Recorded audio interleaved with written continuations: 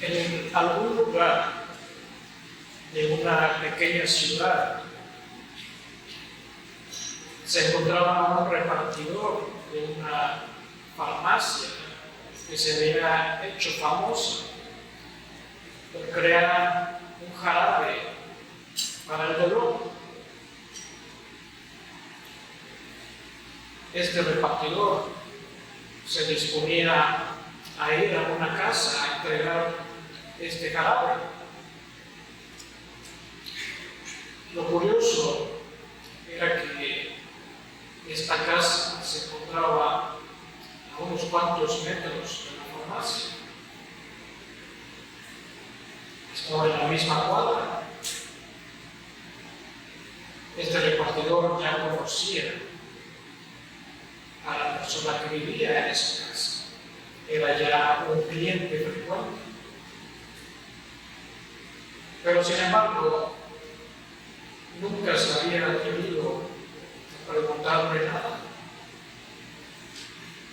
Entonces, ese día, cuando estaba llegando a esa casa era grande, bonita, de clase alta, pero ya con falta de mantenimiento. Tenía un coche de lujo, pero ya empolvado por el desuso. Entonces, tocó a la puerta, el dueño de la casa salió. Era un joven señor de aspecto malhumorado. Entonces el repartidor, al entregarle el frasco, se atrevió a decirle por primera vez: disculpe, yo sé que no me incumbe, pero ¿por qué nunca sale de su casa? ¿Por qué ni siquiera va a la farmacia si está a unos cuantos metros de aquí? Entonces, el joven señor, con mirada juiciosa, enojado, le respondió: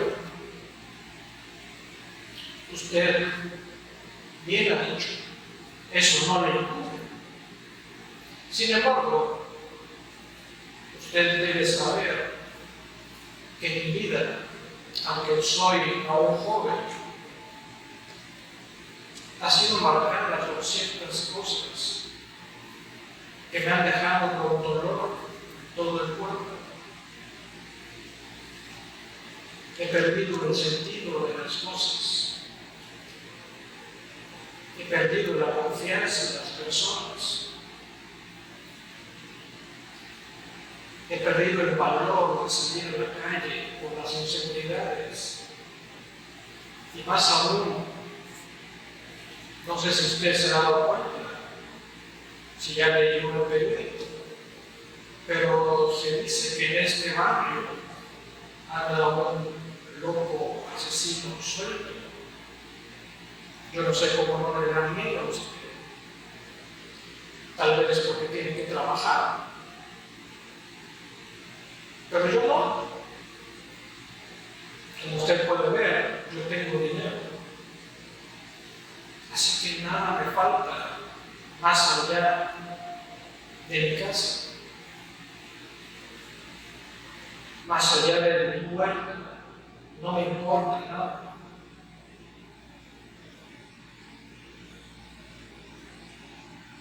Entonces, en un arrebato cerró la puerta sin darle oportunidad al repartidor de replicar algo. Entonces el repartidor se dispuso a regresar a la farmacia, pero no evitó preguntarse o decirse a sí mismo: hay personas tan pobres que lo único que tienen es dinero. Tal vez este asesino que anda suelto no lo mata, pero muy probablemente la desesperanza sí. Esta historia tiene otra segunda mitad, pero más adelante lo voy a retomar, mientras prefiero quedarme hasta aquí. En la porción bíblica que leímos de Romanos 5, Pablo toca este tema de manera bastante interesante a partir del versículo 2. Sin embargo, el versículo 1 contiene otro tema que es igual de interesante y de gran relevancia. Y ese tema es la justificación por la fe, que si bien es un concepto que aprendemos desde las clases de catecúmenos, no está de más refrescar este conocimiento. La palabra justificación, hablando espiritualmente, es ser declarados inocentes frente al tribunal de Dios. Y el mensaje del Evangelio es que Dios justifica a pecadores culpables que merecen ser condenados. Dios los declara justos ante su tribunal solo por el hecho de poner toda su confianza en la persona y la obra de Cristo para el perdón de los pecados. Versículo 1: justificados pues por la fe, tenemos paz para con Dios por medio de nuestro Señor Jesucristo. Justificados por la fe. Y algo muy importante que también creemos acerca de eso es que eso es un hecho irreversible. Si tú eres cristiano, si en algún punto de tu vida reconociste tu pecado y viniste a Cristo en arrepentimiento y fe, confiando únicamente en Él para tu salvación, ya fuiste y ya eres inocente ante el tribunal de Dios. Eso es lo que tú eres y eso es lo que define tu existencia, no tu carrera, no tus conocimientos, no tus habilidades, ni mucho menos tus propiedades. No hay nada más determinante en tu vida que el hecho de haber sido justificado, y eso marca la diferencia de todo. Pero una cosa es entender intelectualmente la doctrina de la justificación por la fe, y otra muy distinta, vivir a la luz de lo que esto significa. ¿Cómo repercute eso en tu vida? Pablo entonces nos especifica acerca de los resultados de haber sido justificados por medio de la fe en Jesús. Aquí Pablo quiere que entendamos los resultados de ser justificados. Y Pablo nos dice muy claramente que uno de ellos es que tenemos paz para con Dios. Esa paz que debe infundir esa confianza, esa serenidad que puede experimentar el creyente en medio de las situaciones más difíciles, sabiendo que todo lo que Él dispone para nuestras vidas es para su gloria y para el bien de sus escogidos. Sin embargo, el problema comienza en que no siempre identificamos esa paz, porque tantas veces olvidamos las bendiciones que nosotros tenemos en Cristo, de manera que esta paz de Dios la experimentamos algunas veces y otras no. Las palabras de Pablo tienen o traen a colación el hecho invariable de que ahora todo lo que nos separaba Él ha sido removido para siempre por causa de la obra de Cristo de la cruz. Antes estábamos en enemistad con Dios. La ira del Dios omnipotente estaba sobre nosotros por causa de nuestros pecados. Manteníamos una guerra contra Dios. No sé si hay personas aquí que aún no son cristianas, pero comúnmente algunos tienden a pensar que están en un lado neutral con Dios. Pero eso es imposible a la luz de las Escrituras. O estás con Dios, o estás en contra de Dios. Mateo 12:30 dice. El punto neutral no existe, mis hermanos. Así que no me gusta decirlo, pero aún sin saberlo, puede estar en contra y en guerra contra Dios. Porque Dios reclama derecho pleno y absoluto sobre nuestras vidas. Pero el hombre se empeña en querer buscar autonomía. Pero si tú eres cristiano, esa guerra terminó para siempre y de una vez por todas. Dice más adelante en este capítulo, en el verso 10, porque si siendo enemigos fuimos reconciliados con Dios por la muerte de su Hijo, mucho más, estando reconciliados, seremos salvos por su vida. Y no solo esto, sino que también nos gloriamos en Dios por el Señor nuestro Jesucristo, por quien hemos recibido ahora la reconciliación. Y a veces pareciera que solemos estar tan acostumbrados a esta idea que encierra la palabra reconciliación, que hayamos perdido la capacidad de asombro,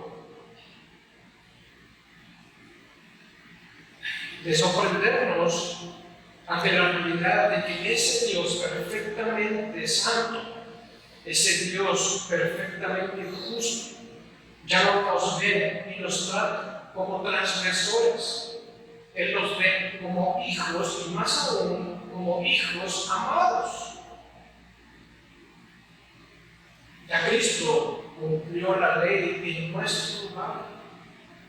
Ya pagó completamente nuestra deuda y eso es un acto, como ya dije, irreversible. Y eso ya no depende de ti, sino que depende de lo que sucedió hace más de 2000 años en el Gólgota. Es posible que en algunos momentos sientas que Dios está lejos de ti.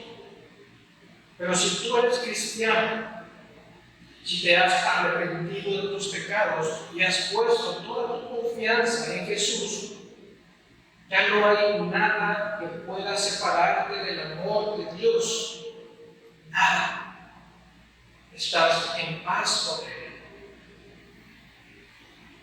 Incluso cuando somos disciplinados, Dios disciplina a sus hijos porque los ama como todo padre a su hijo.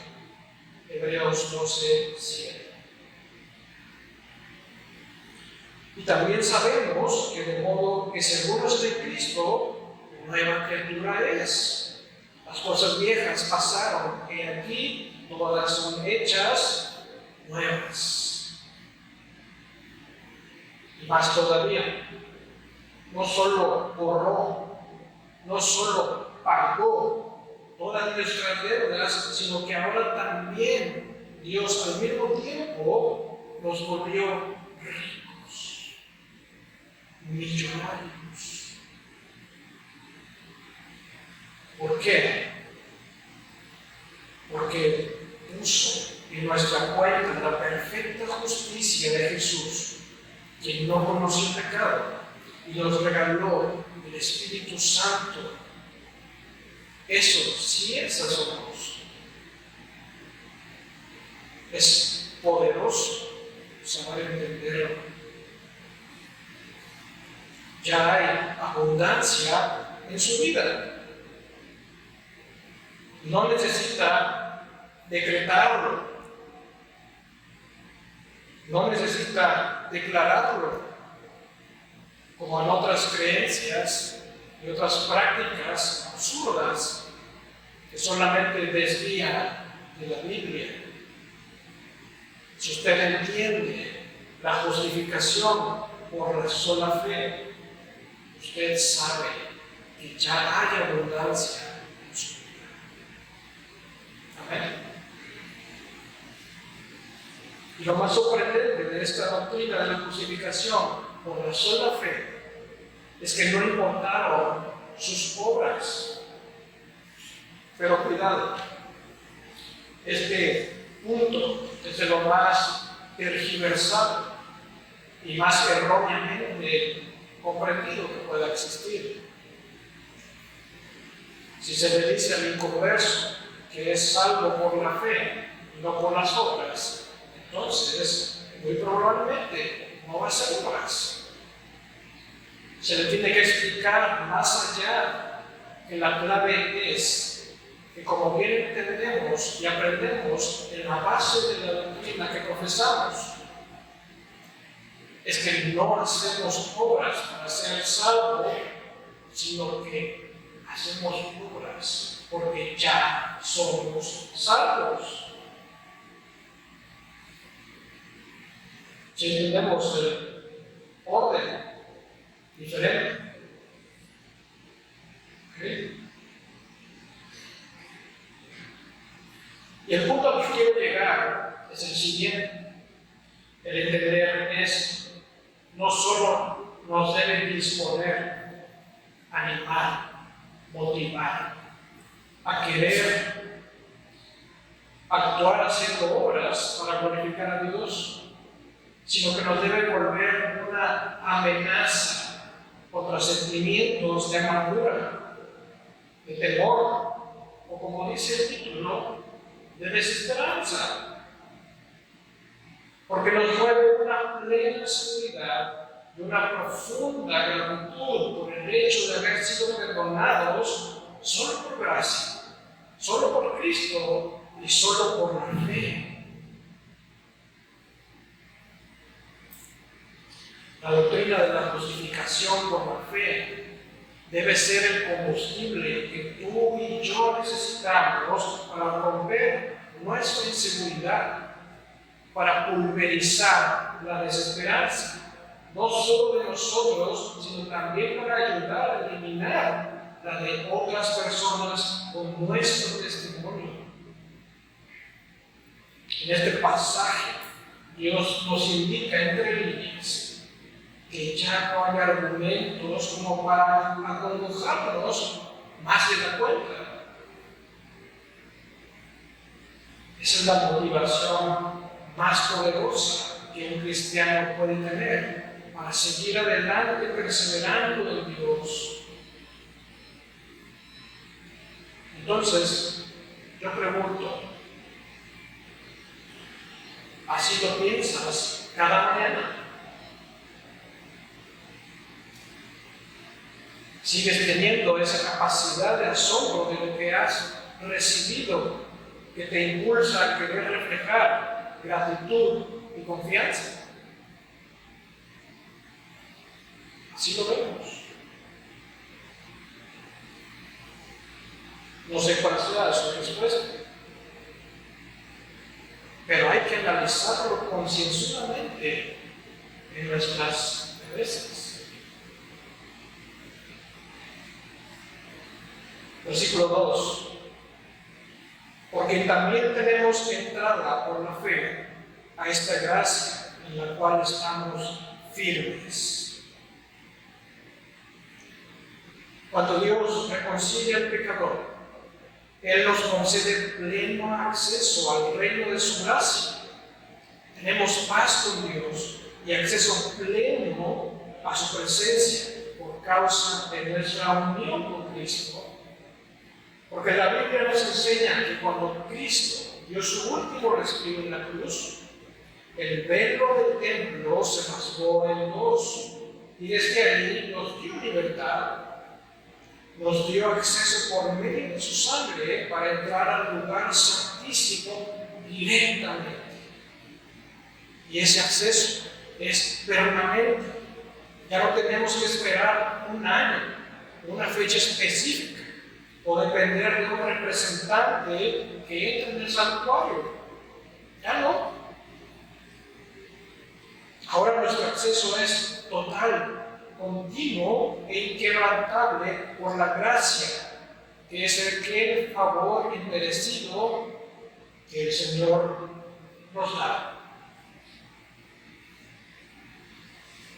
También por eso dice el versículo que estamos firmes en esa gracia, es decir, inamovibles, fijos, inalterables. Porque si Dios ya lo justificó, ese regalo ya no se lo va a quitar. Porque incluso creemos contundentemente que eso lo planificó desde antes de la fundación del mundo. Nunca ha dependido de tu desempeño, ha dependido simplemente de la gracia de Dios. Y no va a cambiar su plan con usted, ni su amor, ni su postura hacia usted. ¿Sabe por qué? Porque tendría que dejar de ser un Dios de gracia. Y eso es imposible. O bien, Dios podría dejar de serlo si Él quisiera. Él es omnipotente y es soberano. Pero ¿sabe por qué no lo va a hacer? Porque así se lo prometió su Padre Celestial. Y si así se lo prometió, entonces se lo va a cumplir.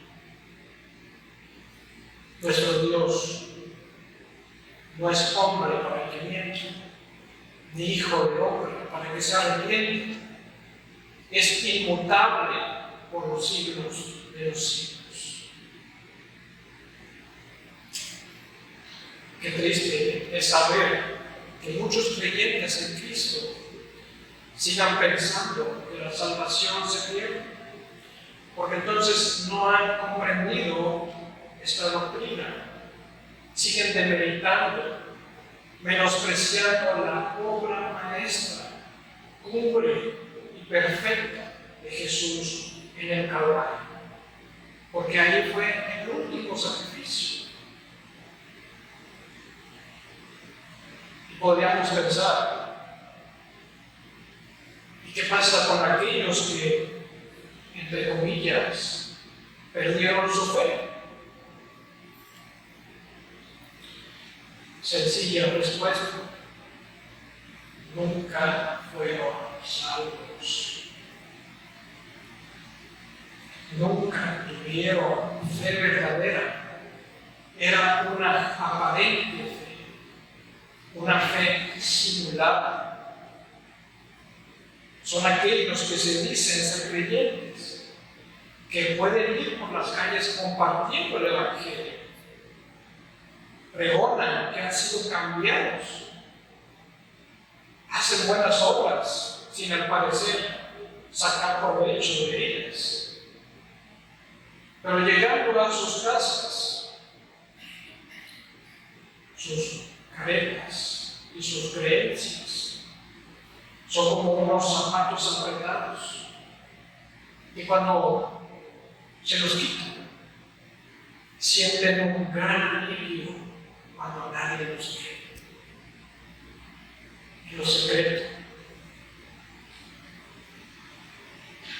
¿Y por qué digo que nunca tuvieron fe verdadera? Porque aún la fe es también una dádiva de la gracia de Dios. Según Filipenses 1:29 dice: nos es concedido a causa de Cristo que creamos en Él. Así que ni siquiera eso lo tuviste por tu esfuerzo. Nació en ti, pero no nació por ti. No nació de ti. Fue por gracia y seguirá por gracia del Espíritu Santo. Pero hay algo más que Pablo menciona en este versículo 2, que nos gloriamos en la esperanza de la gloria de Dios.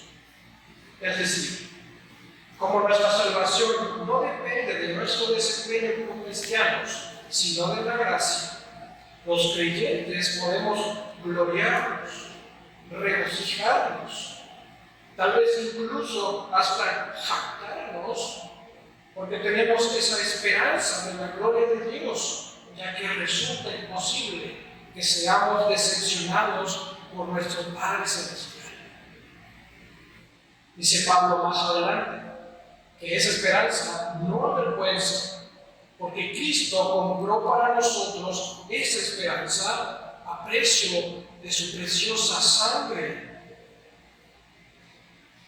¿Y cuál es nuestra esperanza? Con toda certeza, la contemplación y participación del esplendor de la gloria de Dios. ¿Y qué significa eso, mis hermanos? Que Cristo volverá, que Cristo vendrá de nuevo por amor a su pueblo, que aparecerá con gran poder, y no solo le veremos, sino que seremos transformados por su brillo, de tal modo que Él será glorificado por medio de sus santos, que resplandecerán como el sol, y que somos los que hemos creído en Él y en sus palabras. Lo veremos y nos deleitaremos con Él. Esa es la esperanza que tenemos en Cristo.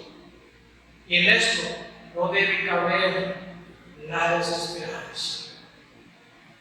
Más aún todavía, nuestro Salvador intercede por sus escogidos cuando leemos cómo ora en Juan 17 al decir Jesús que donde Él esté, quiere que los que le siguen también estén para que vean su gloria, porque también son amados por el Padre. Es debido a todo esto que ahora también podemos gloriarnos en las tribulaciones, como continúa nuestro pasaje base en el verso 3. Y a partir de ahí empieza una cadena de 4 eslabones entrelazados imposible de romper, que dice: sabiendo que la tribulación produce paciencia. Luego continúa el 4 y 5. Y la paciencia, prueba. Y la prueba, esperanza. Y la esperanza no avergüenza, porque el amor de Dios ha sido derramado en nuestros corazones por el Espíritu Santo que nos fue dado.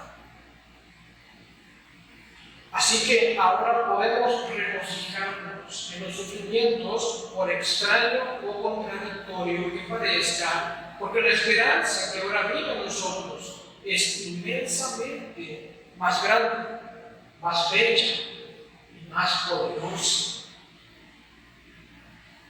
Todas estas presiones, preocupaciones, inseguridades que producen desesperanza en muchos creyentes deben producir gozo, pues la salida a todo eso de la mano a Dios. Porque la solución es Dios y siempre va a ser Dios. Ahora bien, sin duda vivimos en un mundo caído, y estar en paz con Dios, hay que decirlo, significa estar en guerra con el mundo. No es posible que sea de otra manera. Pues en el mundo prenderéis aflicción, dice el Señor, en Juan 16:33. Eso está incluido en el paquete de ser cristiano. Pero en lugar de amargar nuestra existencia con esa realidad, en vez de afligirse y la desesperanza, Pablo dice, nos gloriamos en la esperanza. Y Pablo tampoco dice, nos gloriamos después de las tribulaciones. No. Pablo dice, en las tribulaciones. Así que toda incertidumbre, dificultad o tensión debe resultar en un motivo de regocijo, de gratitud y de crecimiento para el creyente en Jesús. Y entiendo la gran dificultad que conlleva todo esto. Y no es que los cristianos deban convertirse en masoquistas o en encontrar placer del dolor. No se trata de eso, sino más bien el creyente que está en continua conexión con su vida espiritual puede encontrar la razón para superar la tribulación porque entiende que está transitando por el camino estrecho que lleva a la presencia del Señor. Así que si estás sufriendo en el mundo por causa de tu relación con Cristo, estás en el camino correcto. Estás en el mejor camino, sin duda alguna. Pablo escribe en Romanos 8:17 que somos herederos de Dios y coherederos con Cristo si es que padecemos juntamente con Él, para que juntamente con Él seamos glorificados.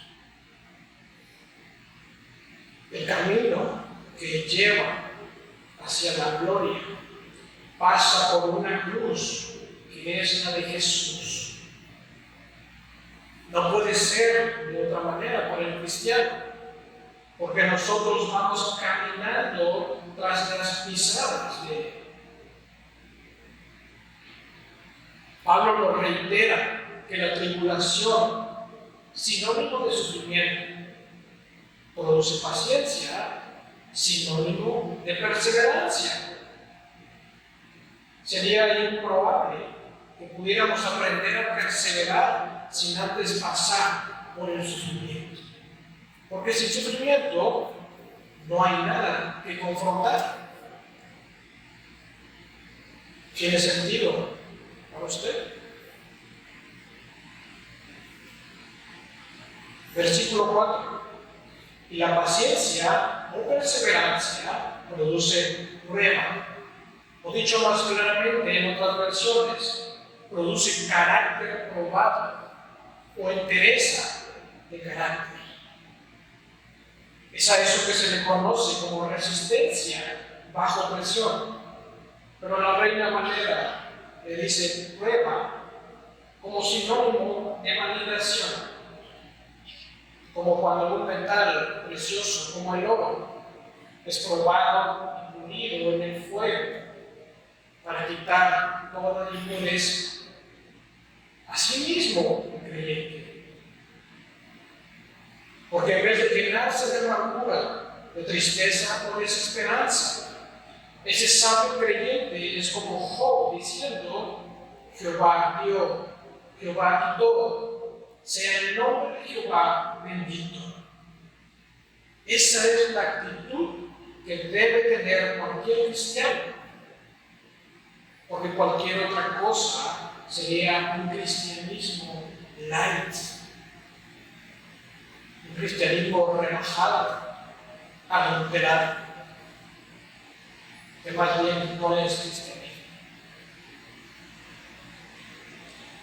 Y en el último eslabón de esta cadena irrompible, el escritor sagrado nos muestra que el carácter bien probado produce a su vez esperanza.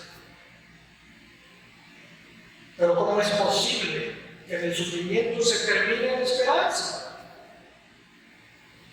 Por un lado, en muchas ocasiones el sufrimiento se encarga de destruir todas las cosas en las que solemos confiar.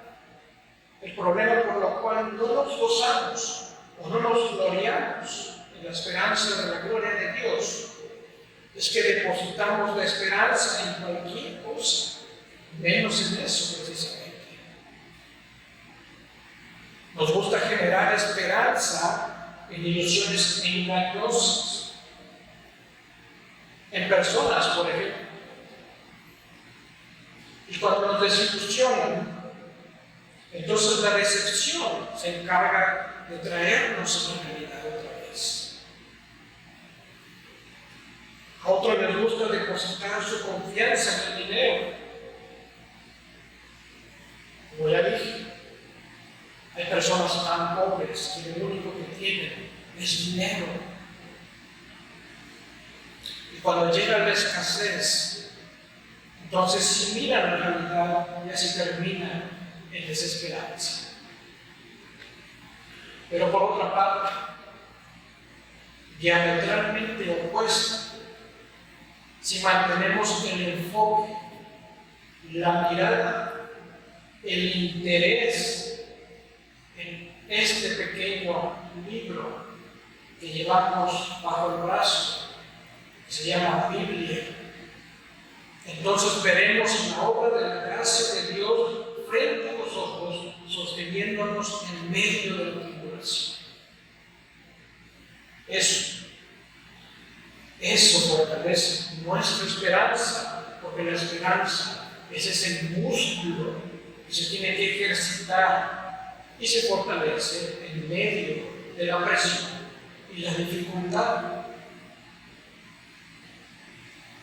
Y esta esperanza, afirma Pablo en verso 5, esta esperanza no avergüenza.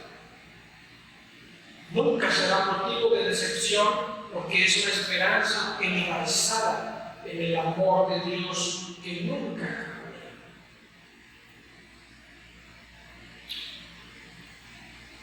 Yo recuerdo hace ya algunos años, hace 20, un poco más de 20 años, cuando estaba en la universidad.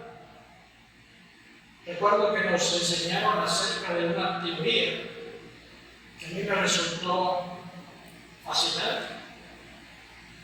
Se llamaba teoría psicosocial de Erikson.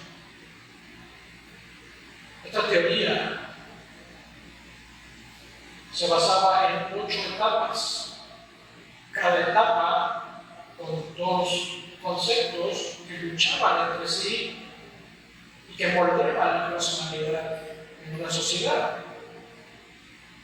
Si la persona salía adelante en esa lucha de los 2 conceptos, conseguía una virtud. Por ejemplo, en la primera etapa se llama confianza contra desconfianza, y según la teoría va desde el nacimiento hasta los 18 meses. Pero la que más me llamó la atención fue la última, la etapa 8, que se llamaba autorrealización contra desesperanza. Y cuando yo lo escuché, dije, wow, este psicólogo sí que le pensó. Me pareció sumamente interesante. Y al mismo tiempo me dio algo de miedo. Yo dije, ¿qué tal si a mí me pasa eso? Cabe señalar que en ese entonces yo no era cristiano.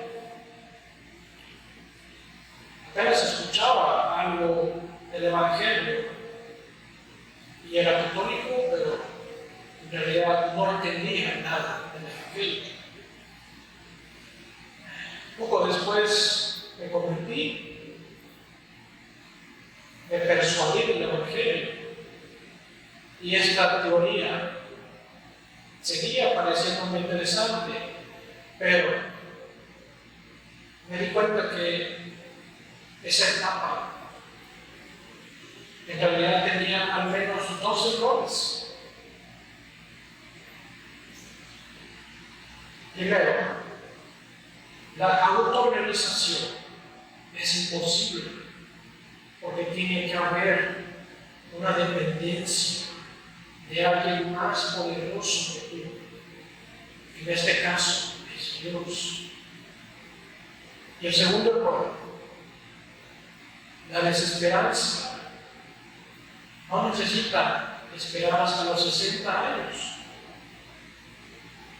La desesperanza la vemos a los 40, a los 30, a los 20, incluso antes. ¿Por qué? Porque las personas necesitan sostenerse. Las personas necesitan afianzarse a alguien que nosotros llamamos Dios. Así que la desesperanza no tiene una edad fija. Puede aparecer en el momento que sea. Más si no está Dios.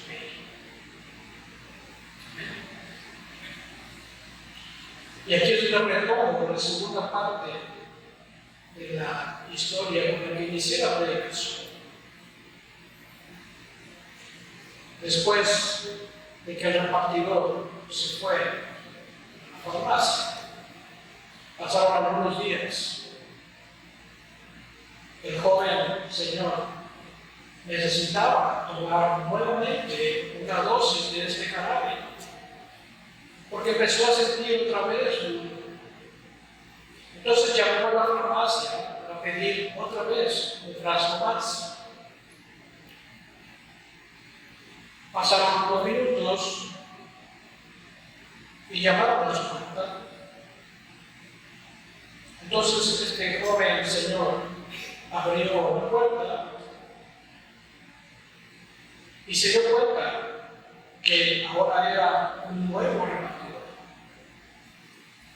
Y le preguntó: ¿y tu otro compañero? No me digas que ya lo despidieron. Muy insolente, por cierto. Pero bueno, en realidad no me importa. Entonces, arrebatando un frasco de jarabe, otra vez cerró la puerta lentamente, sin darle oportunidad al nuevo repartidor de decirlo. Entonces, ya estando en su habitación, tomó su dosis de jarabe, se recostó y a los minutos después empezó a sentir que su malestar en realidad no mejoraba. Entonces dijo: tal vez me estoy haciendo inmune al efecto de este jarabe. Entonces tomó otro trago de este jarabe. Pero inmediatamente después, su malestar aún empeoró. Cada vez se sentía peor. Empezó su respiración a agitarse. Empezó a ver borroso. Y entonces dijo: será mejor que vaya hasta la farmacia para que el doctor me pueda ver. Entonces, como pudo, se levantó, salió de su casa con temor, mareada, tambaleándose, pero fue posible. Cayó en la banqueta, casi con su garganta totalmente cerrada. Y entonces, casi con su último respiro, vio que alguien se paraba junto a él, pero no lo notaba. Lo miraba fijamente con ojos perdidos, con ojos matados. Y entonces se dio cuenta que era el nuevo repartido. Entonces lo entendió todo. El nuevo repartidor era ese asesino que estaba suelto. Él había sido envenenado por él. Entonces, ni su dinero, ni su arrogancia lo salvaron.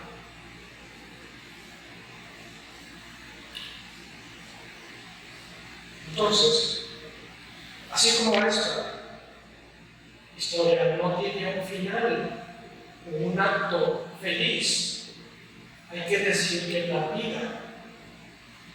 vida real, muchas vidas terminan igual por cuando se contagia de desesperanza. Porque la desesperanza se va arraigando, expandiendo más y más, hasta que carcome hasta la última chispa de vida, porque no hay algo que impida o que frene su propagación. Pablo cierra el pasaje de Romanos 5 diciendo: porque el amor de Dios ha sido derramado en nuestros corazones por el Espíritu Santo que nos fue dado. Cuando dice nuestros corazones, ¿de cuáles corazones se debe estar refiriendo? Sino del suyo y del mío, mis hermanos.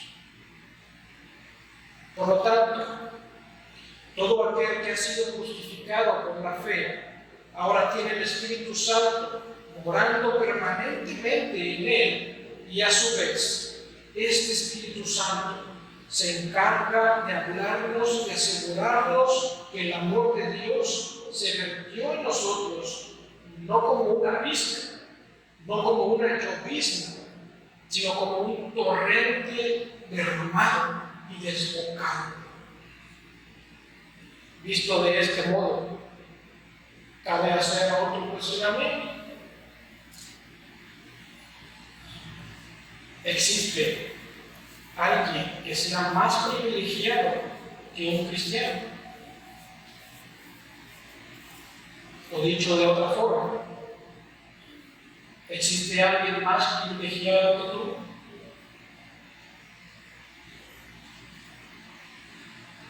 Pregúntese. Dios no nos ha prometido una vida sin problemas en este mundo. Mas, sin embargo, tenemos la firme certeza, dice Romanos 8:18, que las aflicciones del tiempo presente no son comparables con la gloria venidera que en nosotros ha de manifestarse. No existe comparación entre una cosa y la otra. Ahí la gran importancia de abrazar esta doctrina, la imperiosa necesidad de traer a la memoria una y otra vez, sobre todo cuando se empieza a trepar a la cabeza la desesperanza en el fuego de la prueba. Pero si por alguna razón tú estás aquí alejado de Cristo, siento decir que tu condición es totalmente opuesta a la que hemos descrito. En vez de estar en paz con Dios, sigues enemistado con Él. Su ira permanece sobre ti por causa de tus pecados. En vez de tener acceso al Dios de gracia, el camino hacia Él está completamente bloqueado. Pero todo eso puede cambiar en este día si depositas toda tu desesperanza y ahora confías en aquel que es nuestro Señor. No se pregunte quién es en realidad ese Señor del que tanto hablamos, del que tanto profesamos. Si es el que abrió el mar para que Israel escapara de la esclavitud, o el que caminó sobre las aguas, o el que hizo llover la comida para que su pueblo se saciara, o el que curó enfermos, o echó fuera demonios, porque es el mismo. Y más ciertamente, es el que más claramente describe Apocalipsis. Es el alfa y el omega, principio y fin. Es el que es, que era y que ha de venir, el Todopoderoso, ceñido por el pecho con un cinto de oro. Sus ojos son como llama de fuego, sus pies semejantes al bronce bruñido, refulgente como en un horno. Su voz como estruendo de muchas aguas, y su rostro como el sol cuando resplandece en su fuerza. De su boca sale una espada aguda para herir con ella las naciones, y él la regirá con vara de hierro.